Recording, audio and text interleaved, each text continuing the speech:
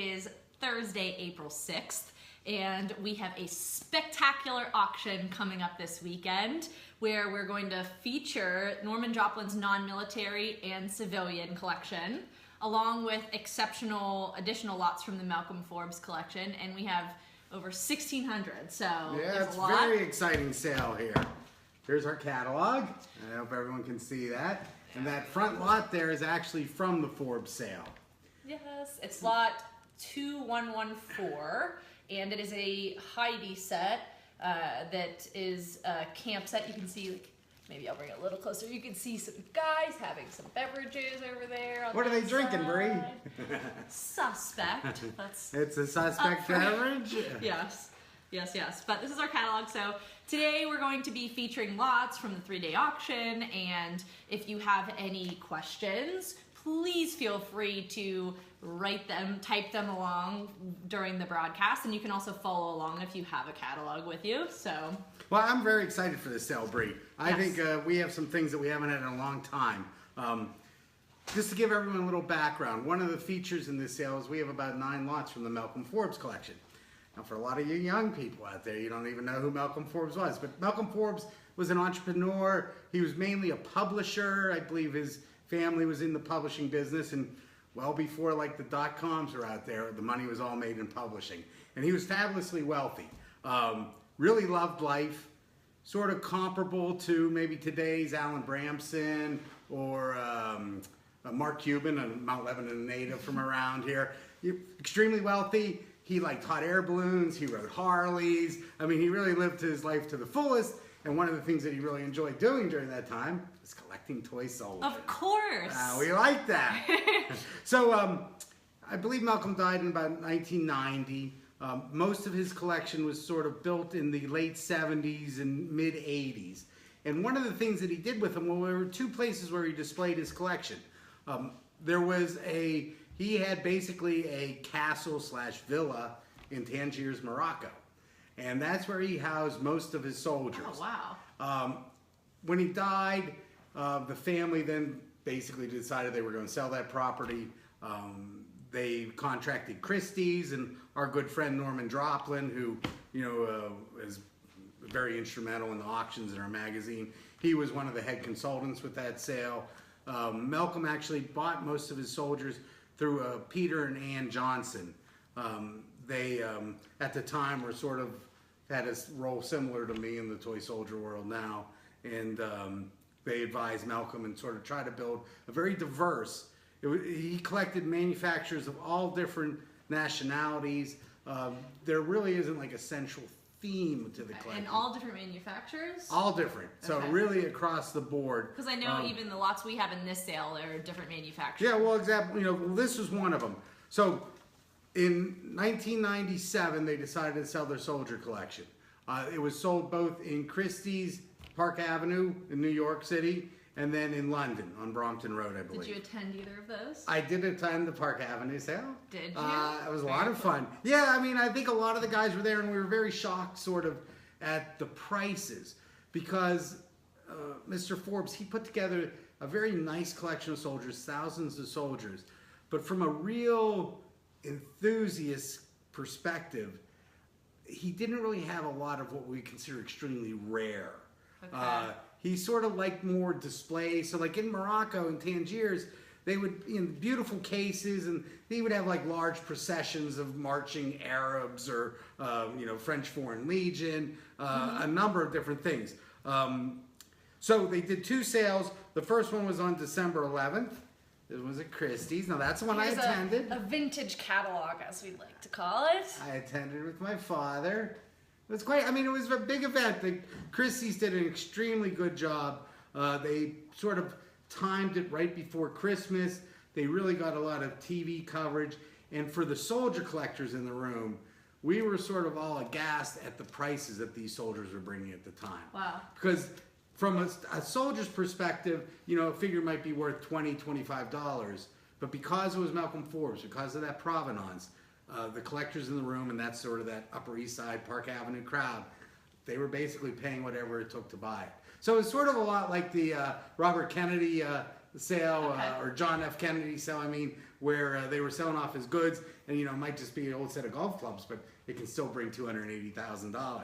Right. Sort of similar with these soldiers. Sets that, we sort of figured maybe were like worth $200 from a soldier perspective, we're selling for $2,000. So the soldier community was really sort of taken aback by the whole thing. And if you look at the catalog, and like in the sale, in the sale, everything that was sold in the sale had one of these certificates. Yes, this is one of my favorite things that they did with this collection. I mean, all of these certificates, they were on hard cardstock, and it's very telling of the provenance. I mean, you see this, it stands out. They come with all of the sets that were sold in that sale, and just the way that they did it. I mean, even the catalog itself here, you can see the little soldiers marching along the bottom of the page. I mean, it's just so charming. Everything about it. On the front cover, you can see the villa / castle. It's on the cover, yes. So they sold that collection in '97, and that's what we have a number of lots from in this sale. The front cover, as we said, the Washington Encampment. This was lot 53 in the Forbes sale, and it is now lot 2123. Yes. So fortunately, this is the one that we have to show you up close and personal, as I like to say today. But yes, it's lot 2123. It's Mignot, and U.S. Doughboys, World War I. No, again, not an exceedingly rare set. If it didn't have any name attached to it, you would probably say it's worth $100, $150. We're sort of expecting it to sell for around $300, $350. At the Malcolm Forbes sale, it actually sold for $550. So it's going to be interesting to see. One of the things that's interesting about provenance, Bre, I find is when I was growing up, Malcolm Forbes was sort of the guy you looked up to.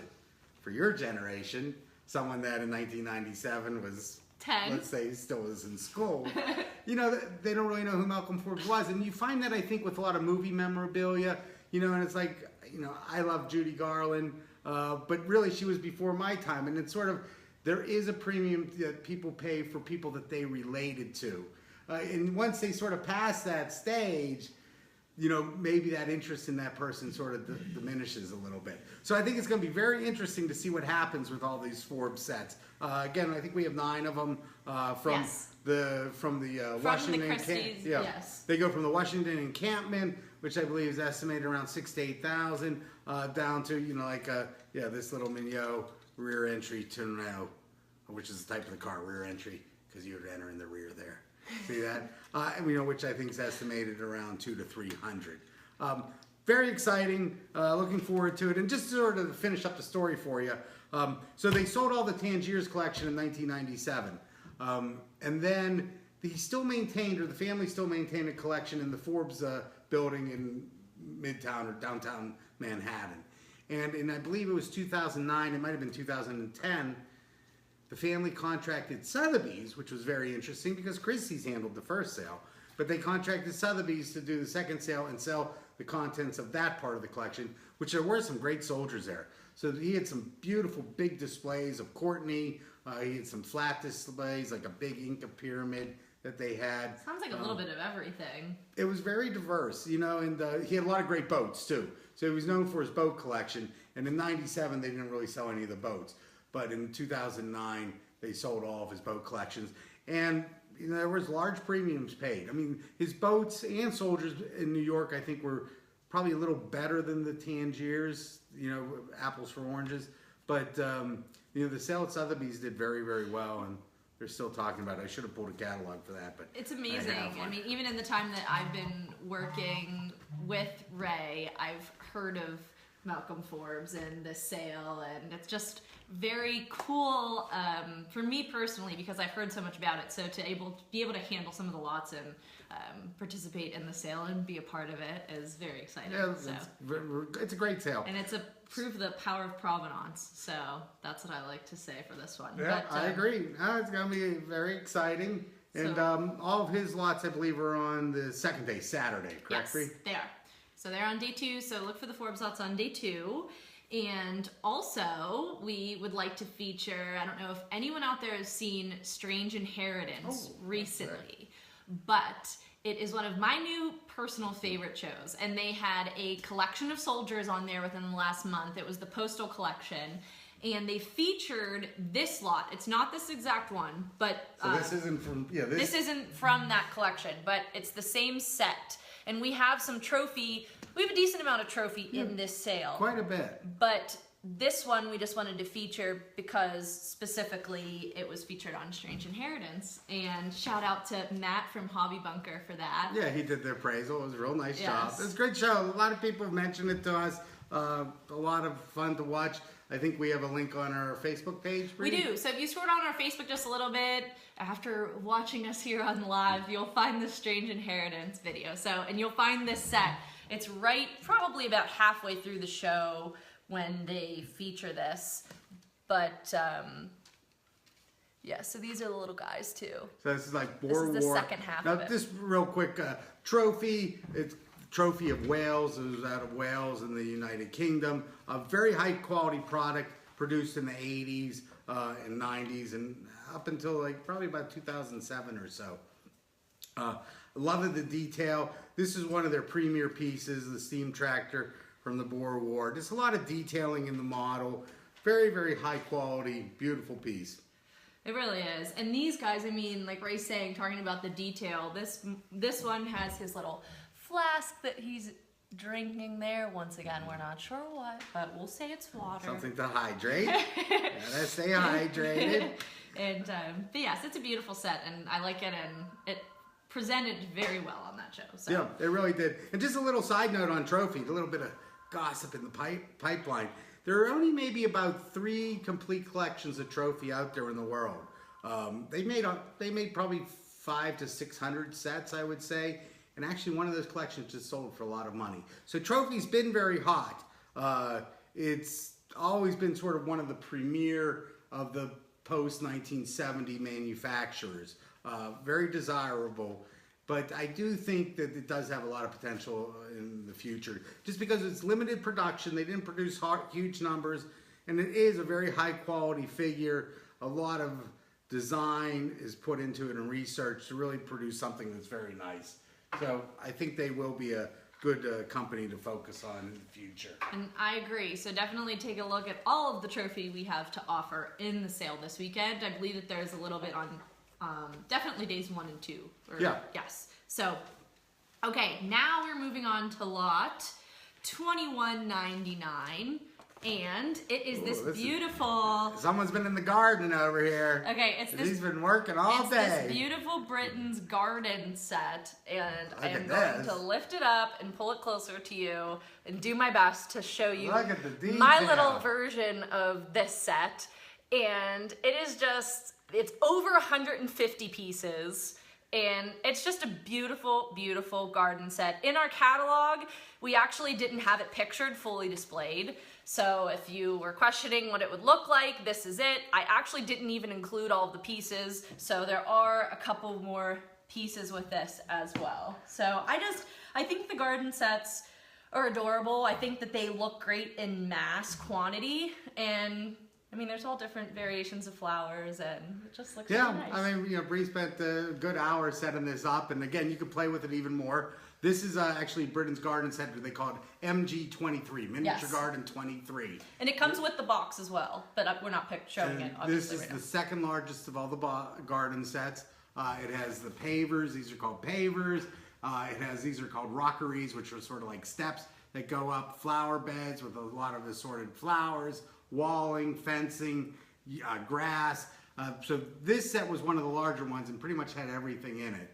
They did make a 2 tray that's a little, I've never had before. So this is the rarest one to get. And just, I love it because I think Bree really likes it because you can play with it. You can sort of set it up however you want.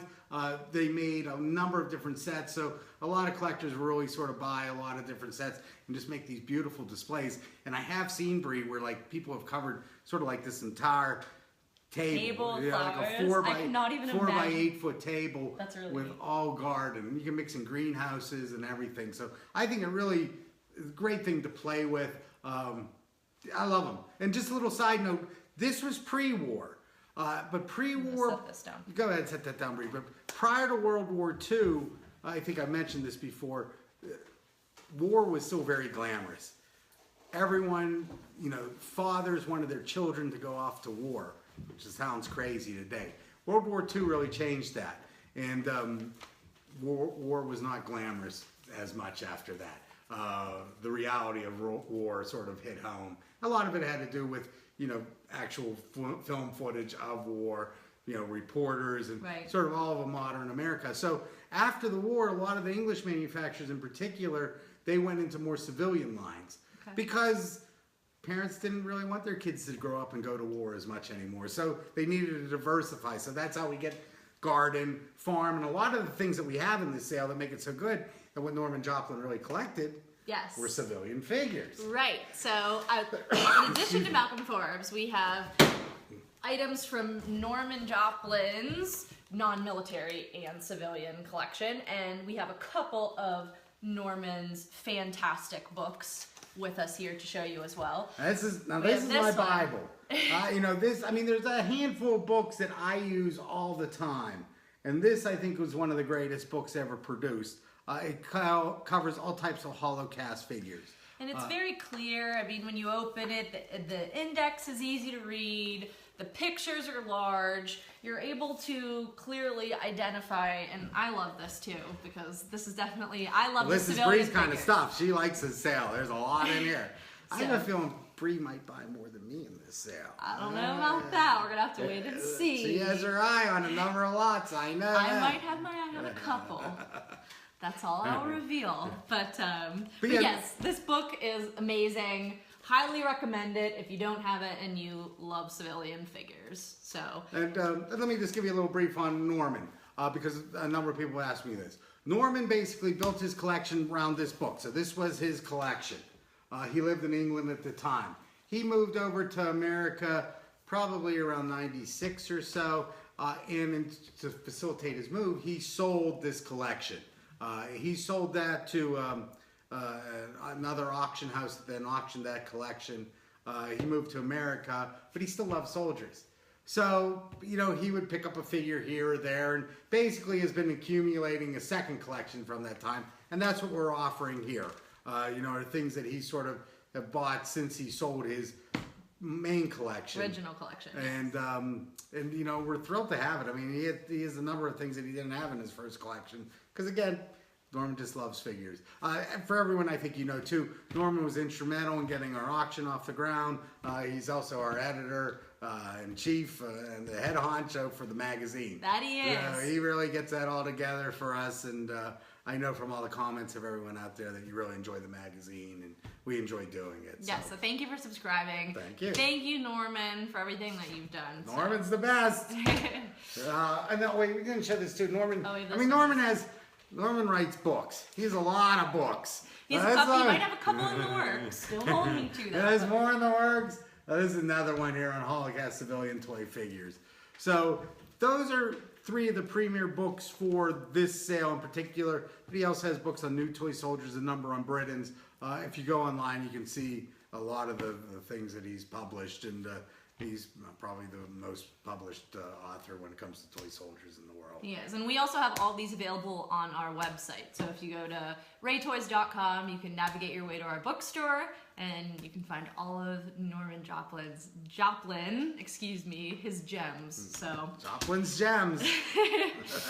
And so we did the garden set, which was $21.99. Oh, okay. So more civilians. So we're just going to sort of feature some things again. If you have any questions, please feel free to ask here. Yes, please ask. We're here so I can see the screen on our end, and we can answer anything that you might have about a lot in question that you'd like to bid on, or maybe just inquisitive about. But we're going to move on to a Britton's 2-seater, and it's lot 3198. 3198. It's called the 2-seat open tour. Again, part of the civilian line. Now, the car is basically identical to the police car or the staff car. The difference is in whether they're painted. So this is a 2-tone brown.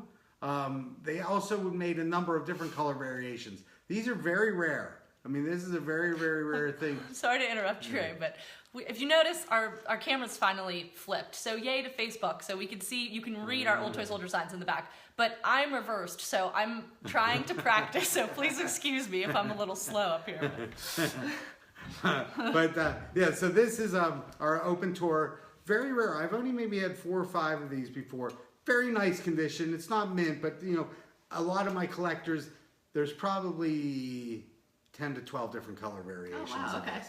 So they like to go after all the different color variations. And it's been a while since you've seen one like this. I haven't had one in probably 5 or 6 years. Wow. So it's a rare one. It's a rare one. So that's lot 3198. And then a perfect accompaniment to that. Yes, this is the Britain's Road series. This is original box. It's lot 2405. And it is very minty. Even the edges look very nice. Minty. Yes. Show them what's inside. And why this one is rare is because I believe, and Ray, correct me if I'm wrong, but because of the figure in here. So you'll see the gas pumps a lot. The figure's rare, and then actually the oil cans right there where your finger is, that you usually don't see. The pumps, yeah, correct. There are quite a few pumps. They basically made pumps for all the different gasoline retailers of the time: Esso, Fina, BP.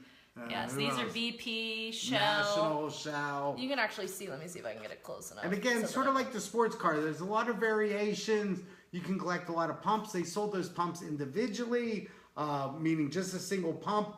Then you can put those pumps on the base that's on here. So it's 3 pumps that just sort of sit on that base. So a lot of people will sort of, again, you can build a whole collection out of these kind of pumps. I have people who just collect gas pumps, believe it or not. You know, they like just all the gas pumps. And again, if you go for all the pumps, there has to be, I'll bet you, 30, 35 different ones. You can get variations, different colors, that kind of thing. That's a lot. Yeah. Yes, they are colorful, and they do. I have seen a collection of them lined up on the shelf, so they take your look little open roadster, he pulls right up, fill her up, and off you go. Love it. Yep. Perfect. You can have a little garden scene on the side. I mean, I'm envisioning this whole... See, you know, and just sort of an aside, Bre, I like the civilian because most of this is rarer than most of the military sets. And the prices are less than most of the military sets. So I think there's still extremely good value. You know, even rare sets like this, you know, rare set like this probably should sell for about $700 to $800. Whereas in comparable rarity for a post-war Britain set, this is actually probably rarer than the Gentleman at Arms. And Gentleman at Arms in a box would be $1,500 to $2,000. So, you know, I think it's just a much better value that you can get for it. So.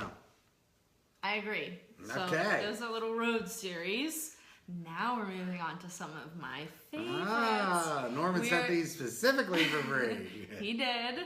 We're going to feature a couple Britain's Zoo lots. They're 3278, 3279, and 3280. They all come with original minty or sexy boxes, if you want to say that. And this is a little elephant.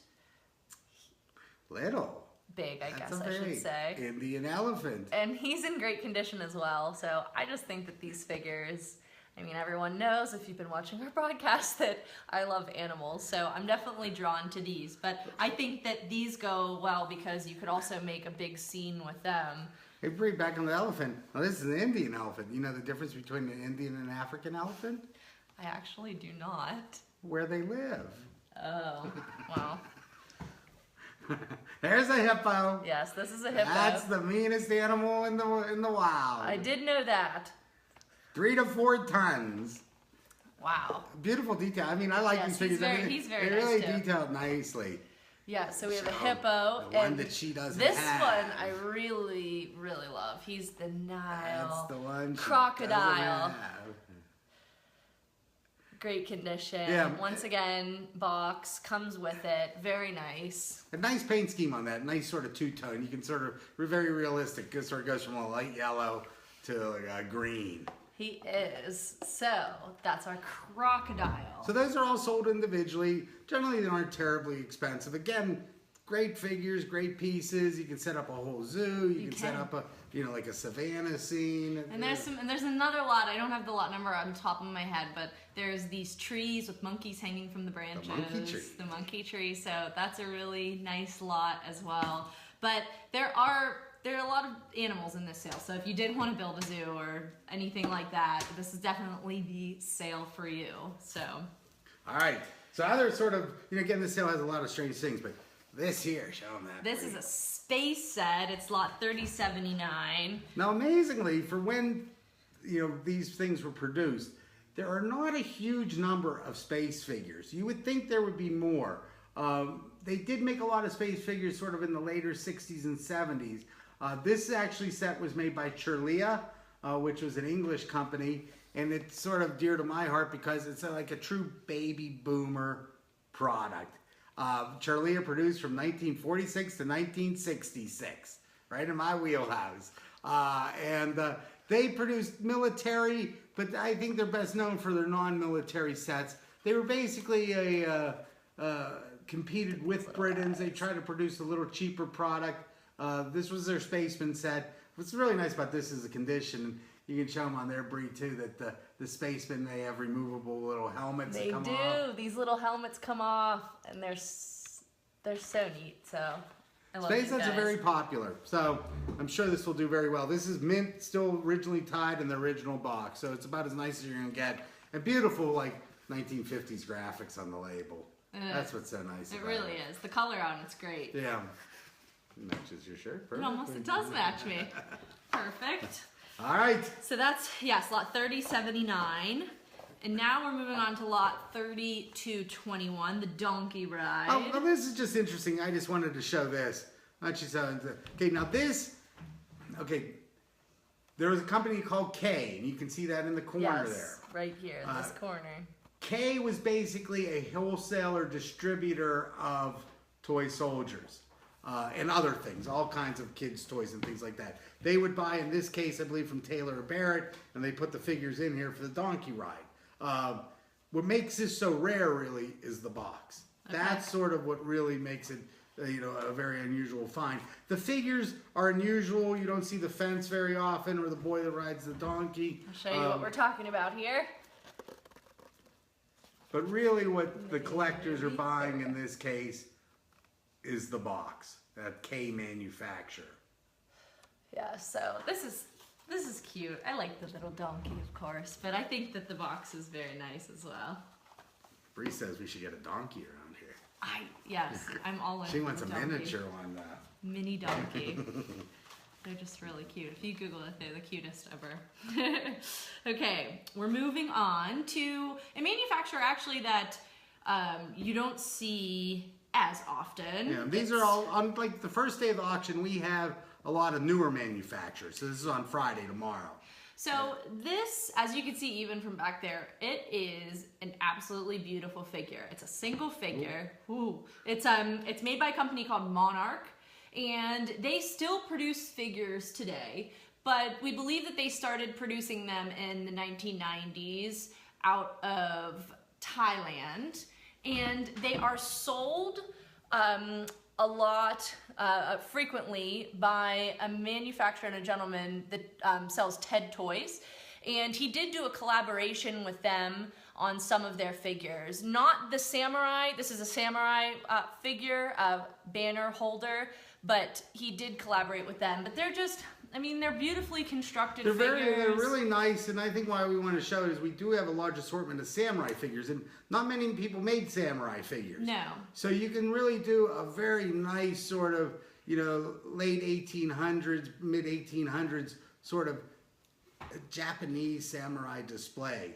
You can even neat. Sort of mix in, like with what was it, the Last Samurai, the Tom Cruise movie. You could mix in some American cavalry in there as trainers. But they're beautifully crafted figures. I think we have maybe 20 of them. We do, I believe 20 or so. And they come with their nice original boxes as well that are black with a gold lettering, I believe, on them. But they're just really, they display really nice. That's a very large flag, and the patina on him is beautiful as well. So once again, that is lot 1205. So take a look for our Monarch figure. Monarch. And then also, I guess we're going to show just another manufacturer. We have some King and Country. Yes, we're also, they're also new. We've talked a lot about King and Country, but we have a lot of this in the sale. So they're depicted, you can see their, they have a very, we'll say, standout box. They have these plaid boxes, and they also come with the foam on the inside, which I think is just nice all around for not storage, for shipping, for anything. But this is a charging, Dragoon charging. It's NA41. French Dragoon, one of yes, my favorite he's French. figures. And these are just beautiful figures as well, honestly. I mean, the paint on them, just the way that they're constructed. Yeah, I mean, King and Country, again, for a new figure, you know, similar to Trophy, and they do sort of compete with Trophy a little bit. Trophy a little bit more toy soldier-esque. King and Country a little bit more military model, a little more detailing on them. Not so much of a toy feel to them, but both exquisite figures and both sell very well. And you know, really represents sort of the bulk of the market of the new collector. They do, and they make absolutely stunning displays. I've seen some of my personal favorites. I've seen King and Country winter displays with snow and the figures mixed in, and I mean the battle scenes and everything that they do is definitely worth a look. So, and they do some great ones at the Chicago show in September. Yeah, Andy Nielsen's there. He does a big display all the way up and down the hall. So I think it's a must-see if you're a King and Country fan. So we have some King and Country. All right. We're trying to cover all bases here today. We don't have every manufacturer represented, but we're trying to cover a little bit of everything. Here we got one of the rarest figures.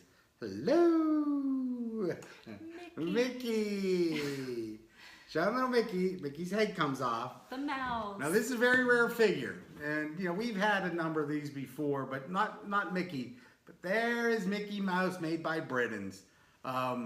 Really, you know, probably one of the most desirable and rarest of all the Britain civilian figures.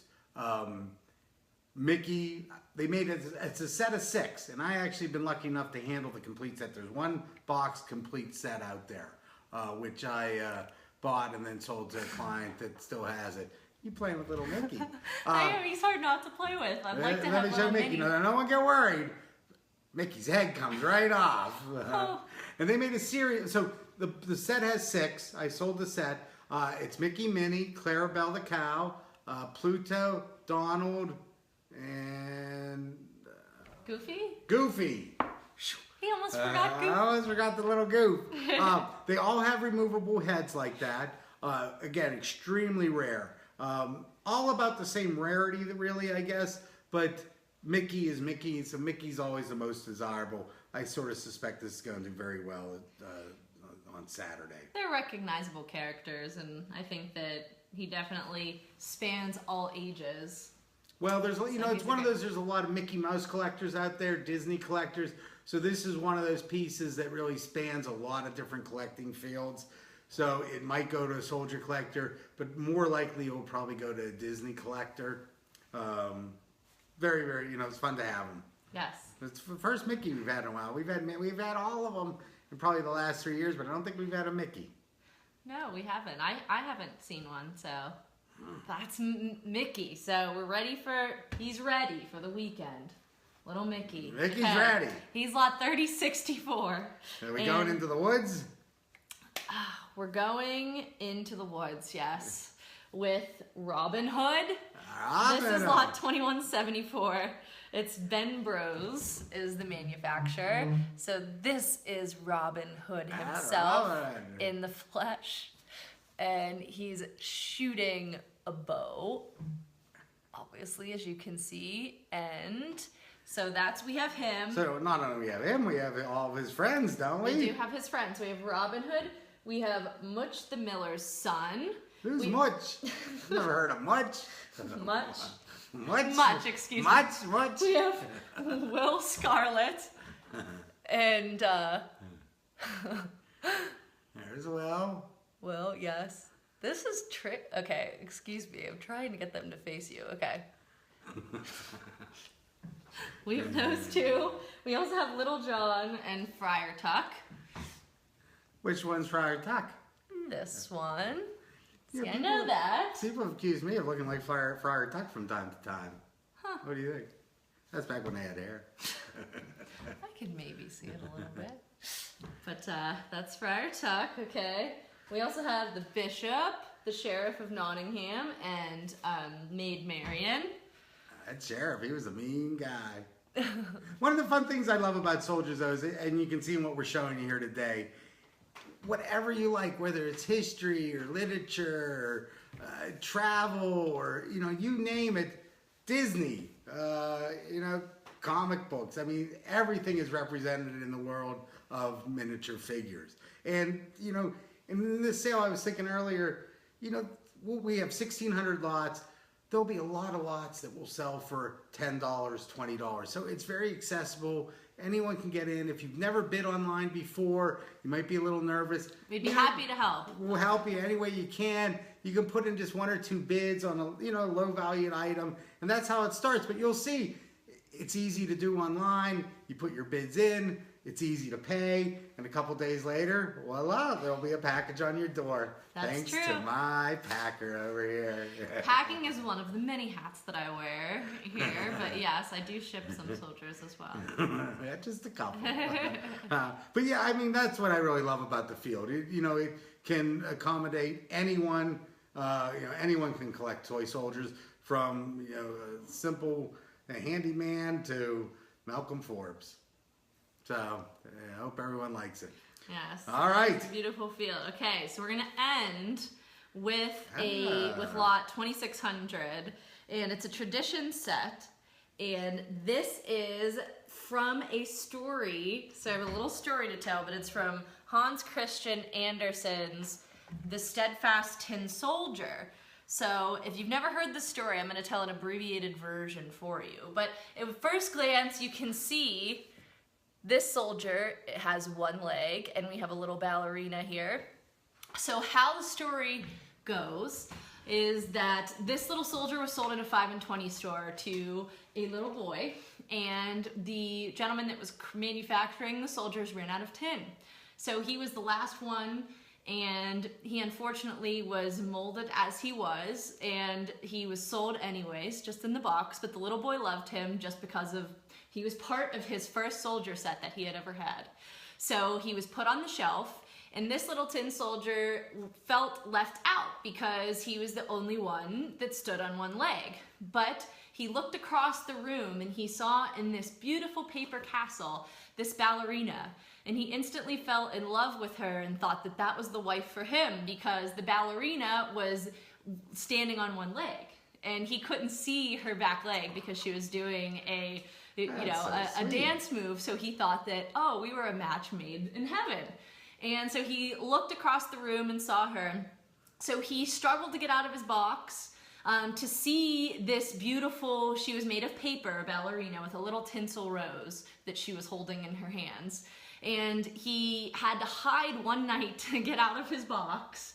And the little goblin told him to don't wish for something that he shouldn't have. And the tin soldier ignored the goblin, but the next day, the little boys put the soldier on the shelf in the room. And a big storm came in, he fell out of the window, a boat was constructed for him, and he floated down this little gutter because 2 boys found him, so they put him in a paper boat. His paper boat disintegrated in the water, and he sunk to the bottom, and a fish ate him. And it happened to be and swallowed him whole. So the mother went to the store and bought the fish for dinner. It happened to be the same little boy's mother at the same home. And when she brought the fish home to cook him, to slice him open, she found the tin soldier. He was then put back in his room on the shelf with in the little toy room that he was in, and he was put there momentarily, but the boys were playing one day, a couple days later. Those boys. And they were being mischievous, and they put him in the stove. But he felt that it was the most wonderful thing in the entire world because from his stove, he could see the ballerina out through the glass, and she was still standing on 1 leg. And as he basically melted. He was incinerated. Melted to his death. This is a horrible story. No, it isn't. As he melted to his death, he was looking at the ballerina, and he thought, wow, how lucky am I that I can sit here and I can be back in this wonderful woman's presence that I was meant to be with. and a gust of wind came as the stove was opened, and the ballerina flew out of her castle in her little paper, and she floated right into the stove. And she was incinerated. And she floated right next to the toy soldier, and they were cleaning the next day, and the mom opened the stove, and the only thing that was left was the little pile of melted tin of the tin soldier and the little tinsel rose that was sitting right on top of the ballerinas. Well, I guess so they made it together after all. I guess that's a happy ending. It's kind of Romeo and Juliet-esque, but that is a little bit of an abbreviated version. Well, very good, Bre. Thank you. And see what you can learn with toy soldiers? I didn't know any of that. That's a pretty good story. Yeah, so I just think it's a beautiful story, and beautiful. He thought that he didn't fit in, and here he found someone that was found perfect someone perfect for him. Well, so again, the beauty of toy soldiers. Yeah. I hope you enjoyed everything there. What do we got left here, Bre? Well, those are all the lots we had for today, unfortunately, because I think we could talk all night about this. I could talk forever. But you can join us. Our next broadcast is going to be on April 20th, and it's going to be live from Chicago, because on location. We are going to the Chicago Toy Show. Excuse me. My brain's on soldiers. The Chicago Toy Show. King County, St. Charles, Illinois. Yeah, St. Charles, Illinois. It's a fun town, so we will see you there on April 20th. And then the next show that we'll be at after that is the MFCA show in Shrevos, PA. So we'll be doing a broadcast prior to that as well. We'll probably be broadcasting from here, though, in Pittsburgh, and then go to the show. Yes, and that's the show that was in Valley Forge, and we would always call Valley Forge.